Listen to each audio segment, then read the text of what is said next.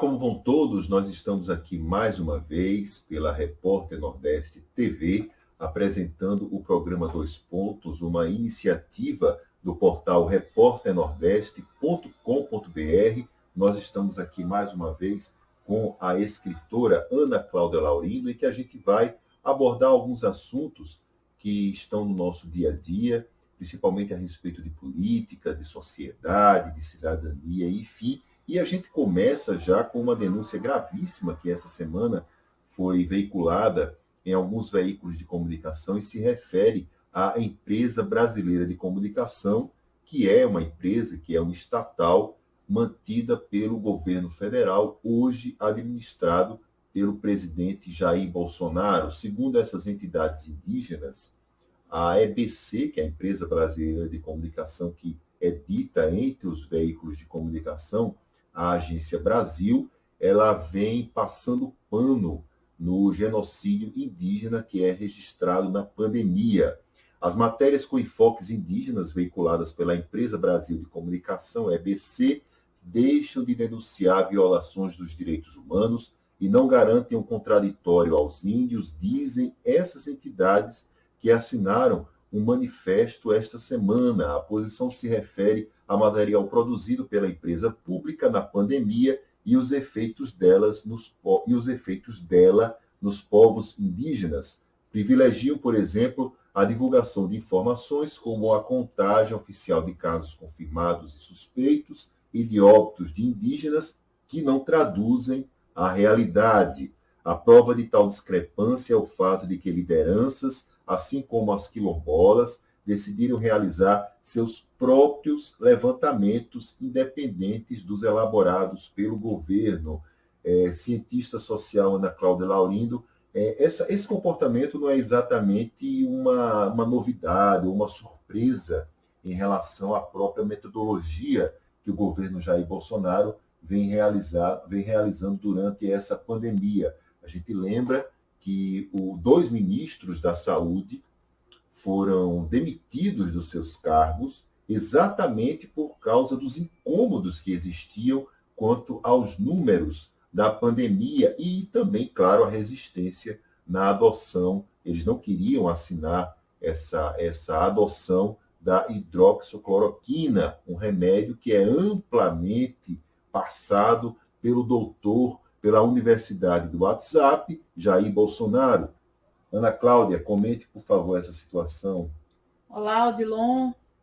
Nossa saudação de hoje a você, internauta, que nos estimula a continuar com este trabalho de informação e análise neste momento que nos pertence a todos como povo brasileiro. E as questões que envolvem os povos originários, elas foram trazidas ainda ao palanque quando Jair Bolsonaro, candidato, já dizia e afirmava que no governo dele, índio não teria direito a nada. Não teria espaço. Nenhum hectare de terra.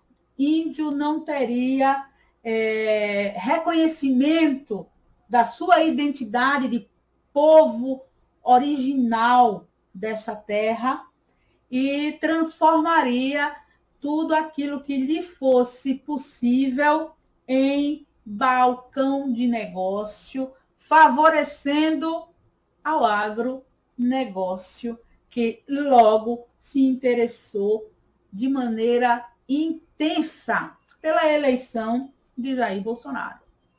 Então, a pandemia, infelizmente, principalmente nos países da América Latina, que se encontram sob governanças de caráter retrógrado, de caráter autoritário, de caráter entreguista, de caráter anti-povos originários. Digamos, como exemplo, Brasil e Bolívia. A pandemia ela fragilizou de maneira muito intensa as vidas. E aí eu falo da questão biológica mesmo, sabe? Da corporeidade, tanto de indígenas como de quilombolas e trabalhadores comuns do povo, pessoas simples, pessoas ainda analfabetas, pessoas vinculadas à produção agrícola como forma de subsistência. Então, todos estes segmentos, eles foram deveras fragilizados e estão sendo penalizados pela pandemia, justamente porque o governo de Jair Bolsonaro, ele utiliza a pandemia como um instrumento de sucesso às suas propostas necrófilas, porque é a necropolítica sendo posta em prática para o benefício, o sucesso da iniciativa privada. O agronegócio domina o cenário amazônico hoje com uma força, com uma intensidade que o globo percebe mais do que o brasileiro. Eu falo do globo terrestre.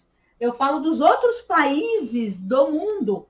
Os outros países, eles estão percebendo a devastação da Amazônia de maneira que o brasileiro não está percebendo. Não está percebendo porque o brasileiro, ele está vivendo ao mesmo tempo, além dele já carregar uma limitação no interesse político e no conhecimento da história e da coisa pública, ele está sendo acossado pela pandemia, ele está sendo acossado pelo desemprego, ele está sendo acossado pelo aumento da miserabilidade e pela fragilidade mesmo alimentar, que já está chegando à casa do povo. Então, a Amazônia e todas as reservas indígenas que existem no Brasil, elas estão verdadeiramente esquecidas, elas estão largadas à alcunha de um governo que, antes de ser eleito, ele já anunciava publicamente que seria um combatente destes povos e dos seus interesses. Obviamente que as instituições que trabalham na perspectiva dos direitos humanos, elas estão sendo acossadas por estas denúncias, que os canais que puderem publicizar estas denúncias, fortalecerem as vozes dos povos originários do nosso país, que o façam, mas o façam sem medida e sem moderação, porque é preciso instigar estas instituições a saírem da inércia. Elas precisam atuar no enfrentamento das políticas de um governo que destrói a sua origem, o povo que é original dessa terra, que já passou por diásporas, que já viveu extermínios, outros genocídios, e hoje, em pleno século XXI, nós estamos, mais uma vez, vendo os povos originários do Brasil sob a ameaça de extermínio pela colonização do imperialismo, pela colonização do capital internacional, pela colonização do agronegócio que quer as terras indígenas para transformá-las, como faz em tudo aquilo que toca, em meios de produção voltados unicamente para os seus interesses, e não os interesses da nação, nem interesses do povo, e muito menos interesses da vida. As vozes dos povos originários, as vozes dos povos quilombolas, elas merecem e elas precisam, neste momento, deste apoio, deste fortalecimento, desta solidariedade, da empatia do povo brasileiro. Compartilha nas redes sociais conteúdos pertinentes a este debate. Você que é internauta, sensibilizado com essa história, apesar de eles estarem geograficamente distantes, todos nós sabemos que eles estão um pouco em cada um de nós, porque aquela fala é muito assertiva, que eu creio que seja de Darcy Ribeiro, que diz que no Brasil todo mundo tem sangue indígena, ou na veia ou na mão. Então, que nós sejamos aqueles que respeitam o sangue indígena nas veias e não precisemos ser coniventes com aqueles que têm o sangue indígena nas mãos. As mãos de Jair Bolsonaro, desde o início da sua campanha, elas já acenavam para se envolverem no sangue indígena.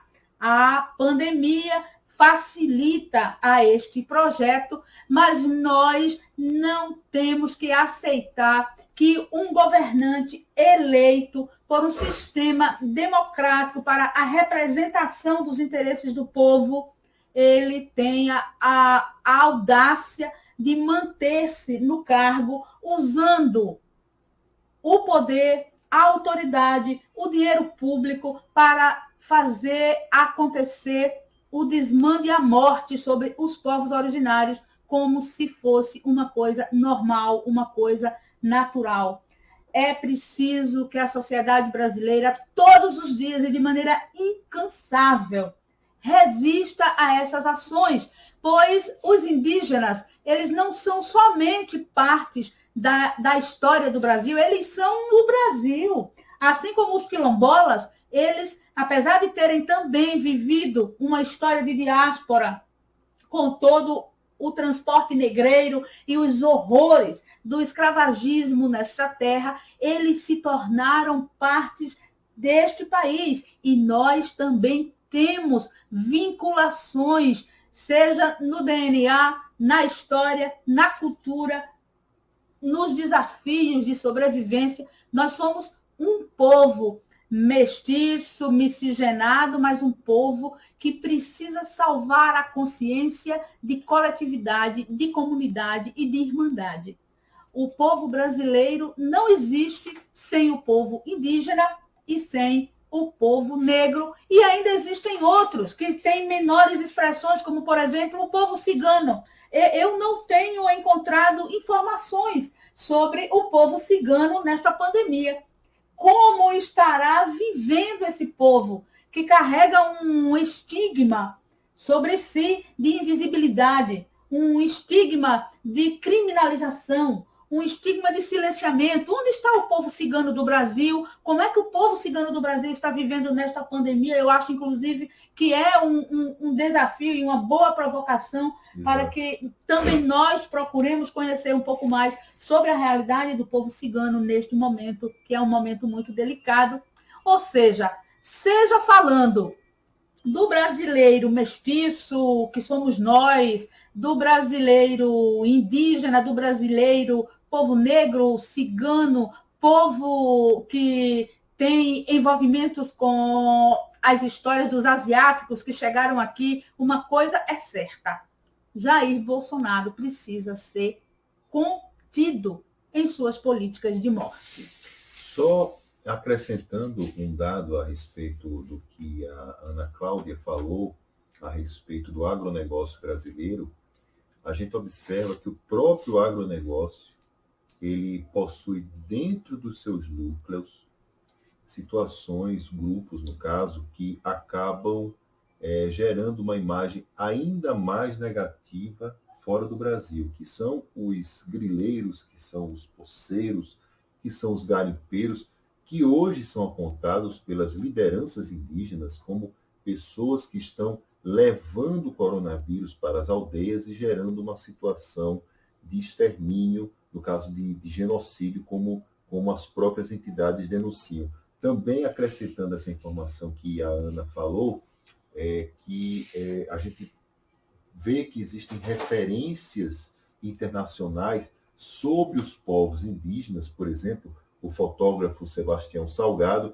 que vem reiteradamente mostrando à comunidade internacional que o Brasil vem destratando os povos indígenas já antes da pandemia, e agora, durante a pandemia, a situação está cada vez mais grave, mais difícil, e ele vem buscando exatamente esse apelo.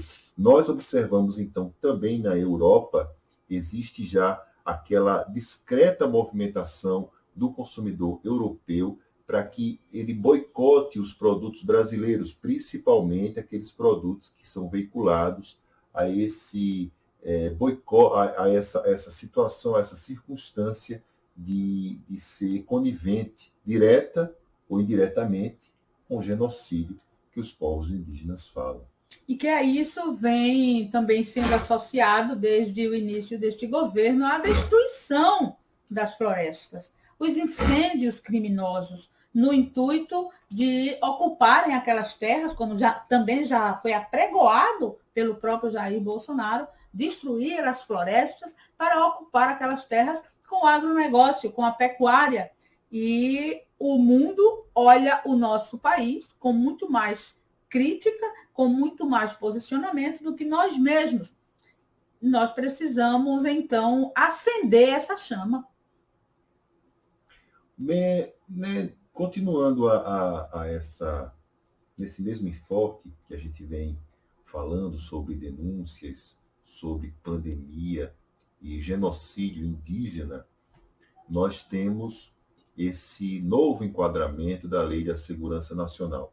Antes, a gente fala a respeito das críticas que o ministro Gilmar Mendes fez, reclamando da maneira como o governo vem conduzindo a política sanitária durante a pandemia. Há uma clara diferença em relação ao que os estados vêm fazendo, os municípios vêm fazendo, e o que o governo federal vem fazendo. O processo que envolveu essa situação do Ministério da Saúde, 2 ministros da Saúde exonerados do cargo, já são 90 dias sem um ministro titular na saúde, posto, enfim, a gente vê hoje o general Pazuello, mas o general Pazuello é um interino, não é uma pessoa que hoje assume a titularidade definitiva do Ministério da Saúde, e isso no meio da pandemia. Nesse contexto, o ministro do STF, Gilmar Mendes, ele fez uma crítica, que eu acho que é uma crítica, sim, pertinente, diante de um país que está aí praticamente se aproximando das 80 mil mortes, isso não é exagero, é o que a gente vem observando pela escalada da pandemia nos estados, e, ao mesmo tempo, as políticas de flexibilização. Os governadores eles já não têm mais força, nem política, nem econômica, para poder suportar as condições que estão postas para eles. Eles acabam cedendo para o empresariado, e o povo fica onde está, povoando os hospitais, povoando as UTIs, e se tiver vaga. Na Lei da Segurança Nacional, transforma críticos de Jair Bolsonaro em inimigos públicos. Esse inimigo público agora é levado de maneira mais recente ao ministro Gilmar Mendes, como nós dissemos, por ter chamado de genocídio o que vem acontecendo na pandemia e a falta de um titular do Ministério da Saúde. Mas essa política também de evocar a Lei da Segurança Nacional aos críticos do governo Bolsonaro, e isso feito de maneira extremamente escancarada, inclusive até desvirtuando um pouco aquilo que a Lei da Segurança Nacional propõe no papel, ou seja, na própria lei.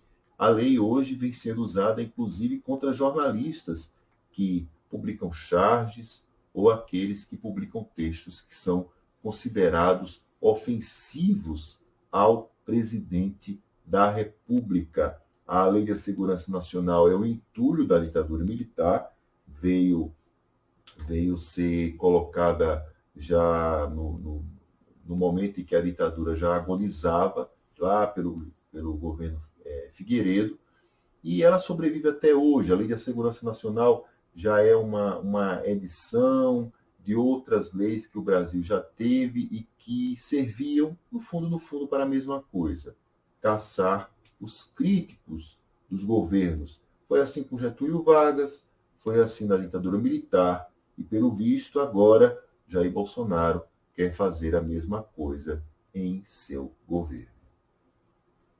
É muito interessante parar e refletir sobre história e política, quando uma lei que foi criada com o objetivo de cerceamento da voz, do questionamento, do posicionamento crítico, ela sobreviveu mesmo após a redemocratização, e ela corta, inclusive, um período que eu considero um período curtíssimo de governos de esquerda. É muito interessante observar como, em política, as devidas precauções, elas nunca serão demais. E talvez ter deixado esta lei em sono esplêndido não tenha sido algo acertado nos governos democráticos, porque Jair Bolsonaro ele utilizou também como lema de sua campanha um saudosismo gritante da ditadura. Ele nunca escondeu a sua admiração e o elogio da perversidade do brilhante Ustra. Ele utilizou como mote de suas falas grosseiras referências à ditadura militar como um período em que o Brasil ele vivia em paz. Porque para Bolsonaro a paz, ela é a paz da morte. Ela é a paz do cemitério, ela é a paz do silenciamento, ela é a paz do torturado, que não pode falar, que não pode se expressar, ou seja, é a paz do poder autoritário. E para que este autoritarismo ele vigore em plenitude, ele não admite o contraditório. E o contraditório, ele é a base de equilíbrio dos sistemas democráticos. Então, evocar a lei da segurança nacional é algo que é muito do perfil de Jair Bolsonaro e de sua proposta de revitalizar uma ditadura em nosso país. Em outras análises, nós já fizemos muitas críticas às instituições brasileiras, que são instituições que existem numa democracia, são instituições que fazem parte da conjuntura de uma democracia. No entanto, elas silenciaram diante de todas as ameaças de Jair Bolsonaro à democracia. E todas as vezes que elas tentam mostrar para ele que ainda existe, é quando, de algum modo, passam uma mensagem de não destrua o nosso alpendre. Nós podemos viver numa paz de plástico, onde você lucra do seu lado, nós continuamos privilegiados de outro, e o povo ao qual essas instituições devem representação, devem proteção, devem amparo, esse povo, como Odilon lamentavelmente falou com verdade, esse povo está povoando os hospitais, as UTIs e os cemitérios. Tirando desta situação crítica e lamentável uma conclusão, nós temos que responsabilizar de novo, outra vez e mais uma vez, as instituições brasileiras por chegar onde nós chegamos neste momento, em que um representante de uma delas, é abordado pela lei que serviu à ditadura, que Jair Bolsonaro sempre fez louvores, e essas instituições conhecedoras de para onde poderiam levar estes louvores, nada fizeram. É como se estivesse provando um pouquinho do seu remédio amargo, mas nós sabemos que não vai ser em dose suficiente para causar nenhum tipo de convulsão. Nós sabemos, porque Jair Bolsonaro e estas instituições, eles se seguram mutuamente. Então, acho muito mais preocupante quando o presidente se utiliza de uma lei de um período ditatorial para afetar o trabalho da imprensa, para perseguir jornalistas. É muito mais gritante, é muito mais preocupante, porque se Jair Bolsonaro pudesse, a imprensa já não existia no Brasil. Ele já teria acabado com toda a manifestação de informação, de denúncia, de revelação. Embora nós saibamos que a imprensa brasileira ela tem uma dose de responsabilidade enorme com este governo perverso que nós temos hoje, porque serviu aos interesses do patriarcado, das oligarquias, dos oligopólios, até das monarquias saudosistas do Brasil, e esqueceu de respeitar a Constituição, esqueceu de respeitar a história do povo, a liberdade do povo. Nós tivemos uma imprensa que passou décadas acusando Lula diuturnamente de crimes imaginários, porque todas as ações de Lula, esta imprensa transformava em um quê de crime para falar, cultivando repulsa e asco do populacho pelo líder republicano que possuía. Porque fazer um comparativo entre o perfil de Lula e o perfil de Jair Bolsonaro é algo que nem se ousa, porque é um disparate de diferenças.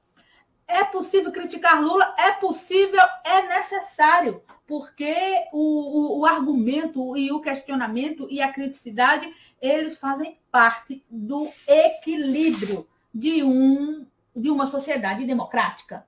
O que não é admissível é a deturpação dos fatos, é a injeção de veracidade em fake news, é impulsionar o asco por uma figura pública de maneira inexplicada, fazendo o discurso de ódio, e aí é onde a imprensa entra com uma responsabilidade inquestionável e que não vai ser tirada das costas dela por muito tempo, a responsabilidade em divulgar discurso de ódio.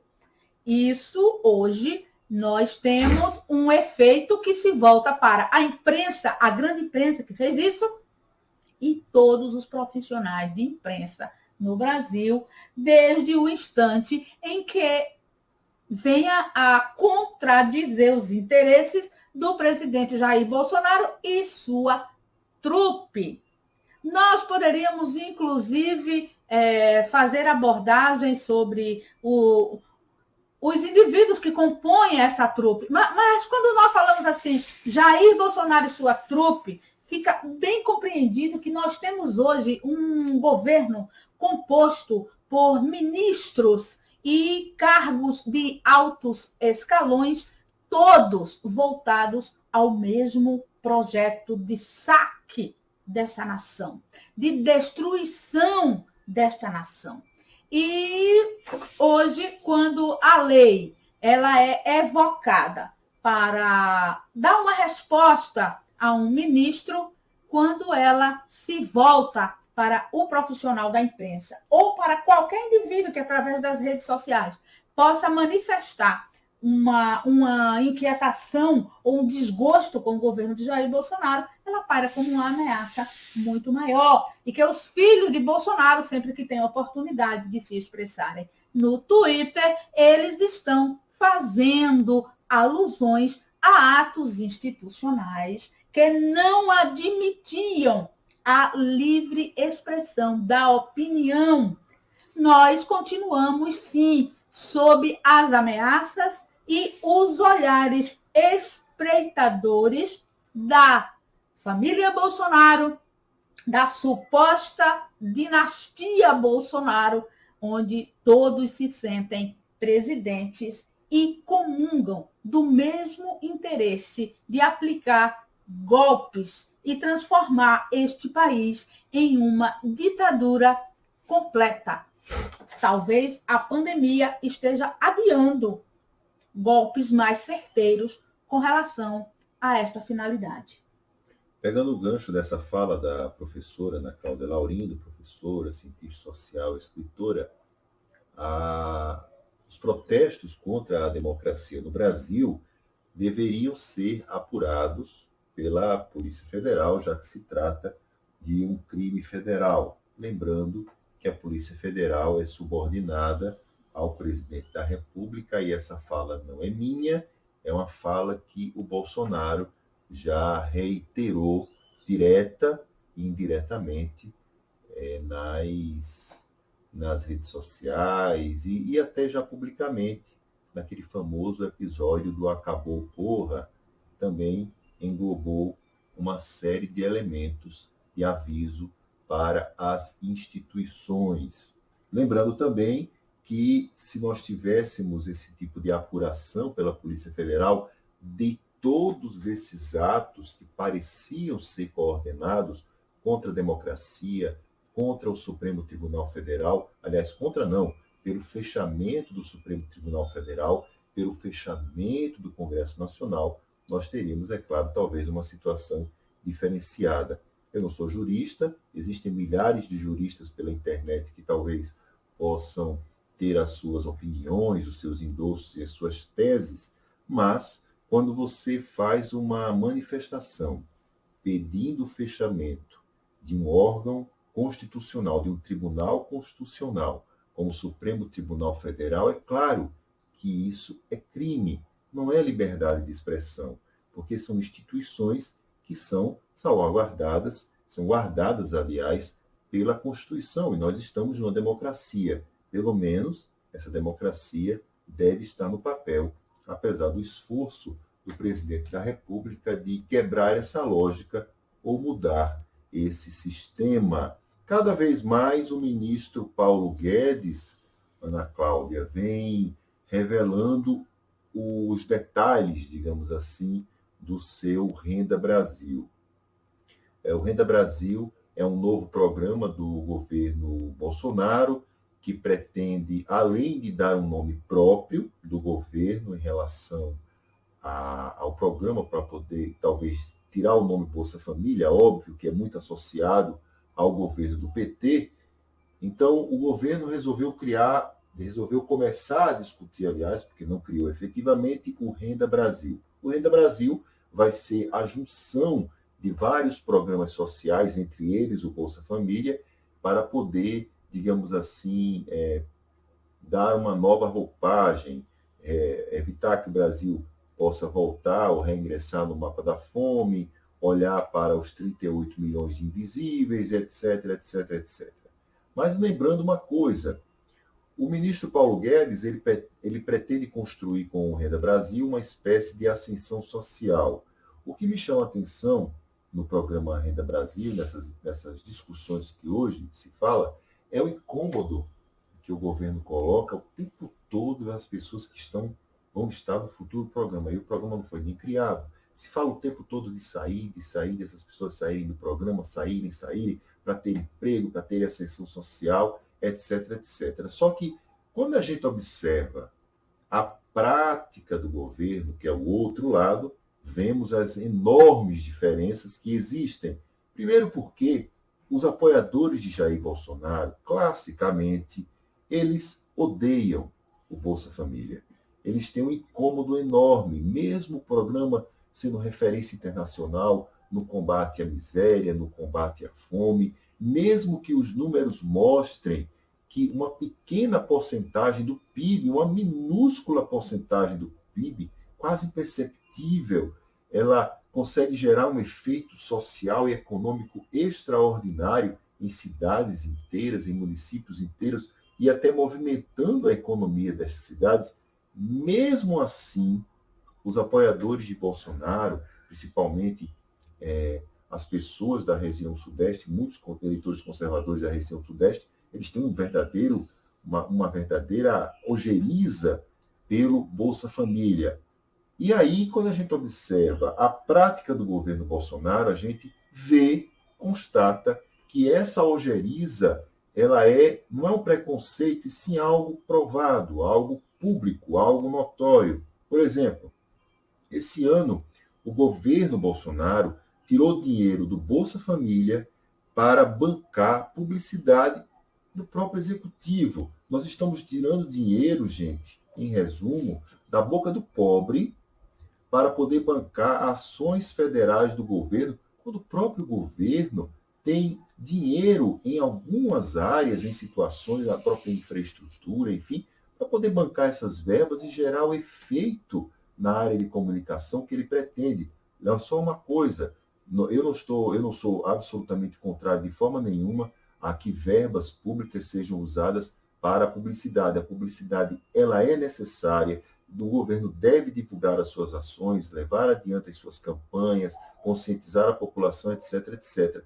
Agora, você retirar dinheiro do Bolsa Família, dinheiro do pobre, dinheiro da pessoa que vive já na extrema pobreza, no limite do limite da indignidade, ou seja, é um ser humano que vive na indignidade, mas é muito pior, é uma pessoa que não tem nada. E aí você retira dessa pessoa para colocar na publicidade federal, convenhamos, é um pouco cruel. Além disso, esse ano nós tivemos uma fila no Bolsa Família que chegou a 430 mil pedidos, além dos cortes, do benefício, das reclamações públicas dos governadores do Nordeste, que, olha só, tiveram que recorrer ao Supremo Tribunal Federal para derrubar essa decisão do governo que cortava as verbas do Bolsa Família. E vejam só que estranho. Os cortes do Bolsa se concentram especialmente no Nordeste, região onde Bolsonaro perdeu as eleições presidenciais.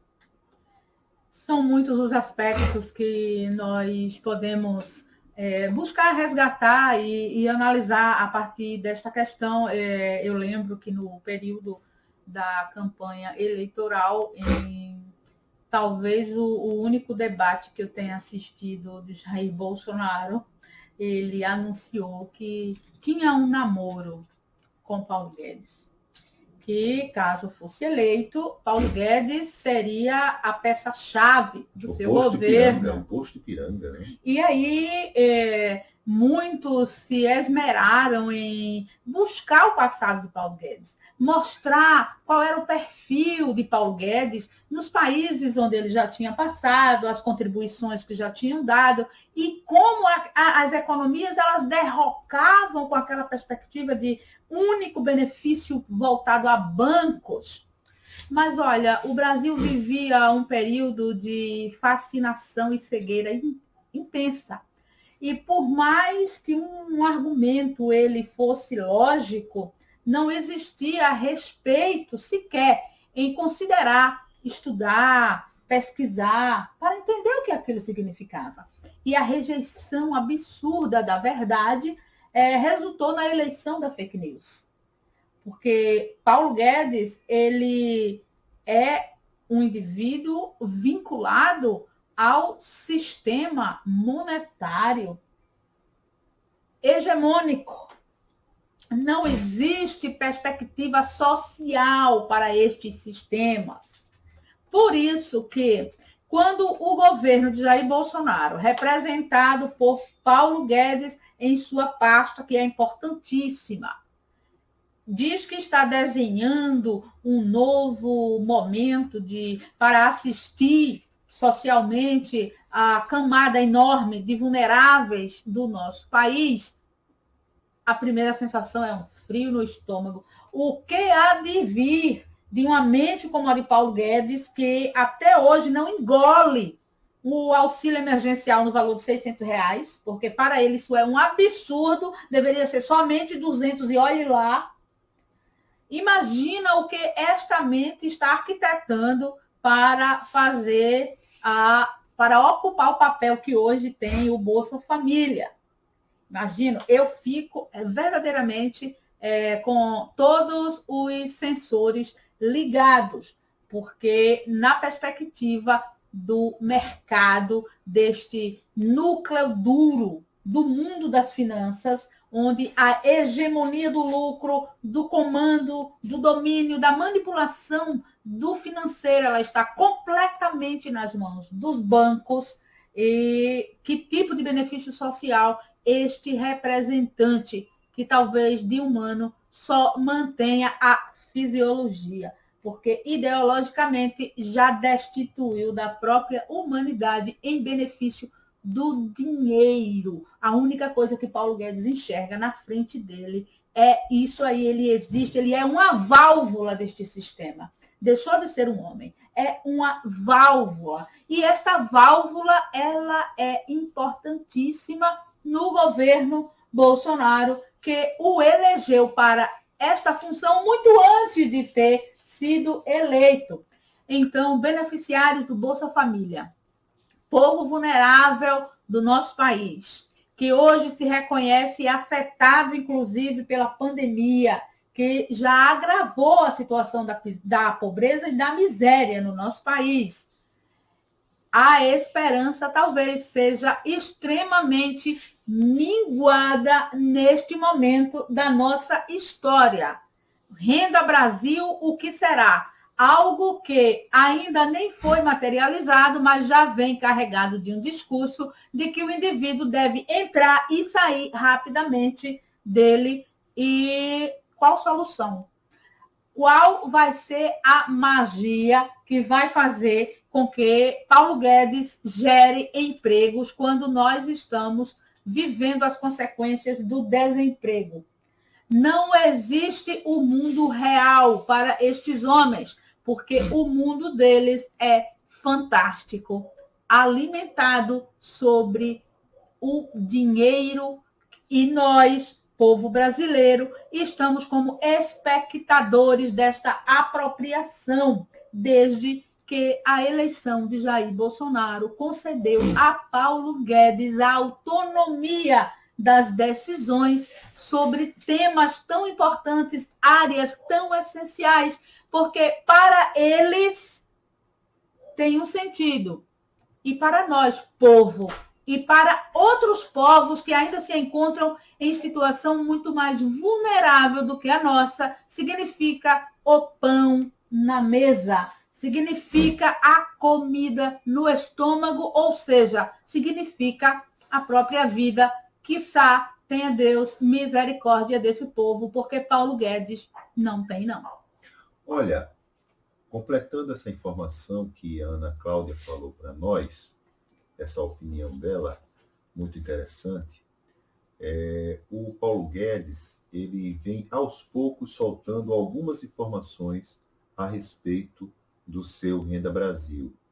Ele fala, por exemplo, de um sistema de aposentadoria com capitalização, ou seja, é um sistema que é uma espécie de aposentadoria, digamos assim, sob medida para as pessoas que entrem nesse tipo de regime. Além disso, ele também já deixou escapar que há o objetivo de se aumentar o valor hoje pago no programa Bolsa Família e de vincular esse pagamento à chamada carteira verde e amarelo. Ainda não existe muita definição de como é que vai acontecer isso, muitos detalhes, enfim, de toda essa circunstância, mas a carteira verde e amarelo hoje é exatamente vista como esse resumo desse Brasil cheio de resumos. Se nós temos uma política hoje de ascensão social, da ideia do patamar de ascensão social, como Paulo Guedes vem repetindo constantemente, a gente precisaria ter, por exemplo, emprego. Para você retirar uma pessoa do Bolsa Família e ela ser colocada no mercado de trabalho, ela precisa ter vaga no mercado de trabalho. E hoje nós temos um desemprego histórico, recorde, e que vai piorar.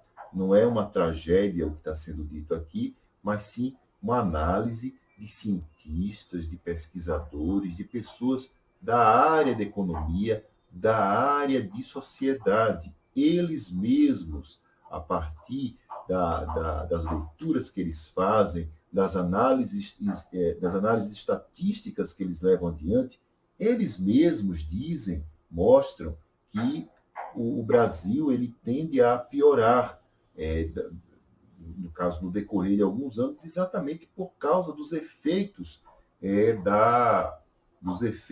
da pandemia. Além disso, nós temos no Brasil uma enorme dificuldade em relação ao mercado de trabalho, uma mão de obra ainda muito desqualificada.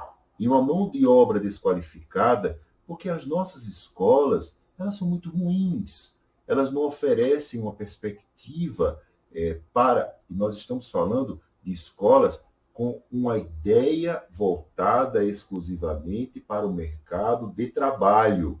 Essas escolas que têm uma ideia voltada mecanicamente para o mercado de trabalho, elas não conseguem construir uma relação mais intimista com o mercado. Os alunos dessas escolas, eles não conseguem ou terminar as séries iniciais por uma situação de dificuldade econômica, dificuldade social, por falta de água encanada em casa, por causa da violência, por causa da necessidade de trabalhar mais cedo, de fazer os bicos, etc., para poder ajudar a própria família. Então, a gente percebe o seguinte, que o governo ele quer resolver o problema dele, mas resolver muito por cima. E o problema não está por cima, o problema é muito mais embaixo. Ele toca exatamente na raiz estrutural do Brasil, do fazer sociedade. Uma sociedade aí é muito cruel, muito herdeira da senzala, muito herdeira das relações antigas, coloniais, subjugadoras. E é esse desafio que o Renda Brasil, pelo menos as primeiras informações que vão sendo reveladas, não prometem ser essa esperança. Seria um milagre, sim, se nós tivéssemos um programa de renda básica que pudesse resgatar os pobres da sua situação de indignidade, mas também toda a comunidade, todo o local onde ele está, com política social, com política de Estado, uma política de Estado mais definitiva. Mas observem bem, em 2022 o Brasil vai completar 200 anos de independência. E nós ainda estamos discutindo se um fundo para a educação deve ser permanente ou não. Nós ainda estamos discutindo o que fazer com os pobres, porque para a elite brasileira, o pobre merecia mesmo era virar areia de cemitério. Antes de encerrar, professora, cientista social e escritora Ana Cláudia Laurindo, eu queria que a senhora pudesse dar as suas palavras finais, enfim, para o nosso público, e aí a gente vai encaminhar o nosso programa já para o final. Só relembrar que as propostas de Jair Bolsonaro, elas são todas pautadas na diminuição do Estado para servir ao seu povo, porque é sempre bom entender que eles nunca defenderam a diminuição do Estado para eles mesmos, porque para o usufruto das prerrogativas que o Estado oferece para os que permanecem em cargos e os que indicam cargos e os que assumem cargos, eles continuam sendo exímios defensores, usufrutuários. Mas para um Estado que assiste a população, que minimamente em seus direitos, em suas necessidades, eles são combatentes do Estado que assiste às necessidades do seu povo. Nós também sempre lembramos que a história humana ela está em curso, mesmo quando acontecem as maiores tragédias, a história não para, ela segue. E nós consideramos, sim, o governo Bolsonaro uma tragédia política, uma tragédia histórica, não somente pela pandemia, mas muito além dela e muito aguçada com a chegada e com a estadia da pandemia aqui entre nós. Porém, a história, ela segue. Que nós, brasileiros, possamos aprender com as vivências, com as experiências. E, acima de tudo, assumir a defesa dos interesses coletivos, lembrando que neles estão também os nossos interesses. Muito bem, nós agradecemos a presença, a participação, a interação, as sugestões, aos elogios, as críticas de todos vocês que estão nos assistindo. Nós estamos pela Repórter Nordeste TV, uma iniciativa do portal repórternordeste.com.br. Nós estamos iniciando os trabalhos da nossa TV, nós já estamos passando por uma ótima semana de estreia com uma interação muito boa das pessoas e até a próxima.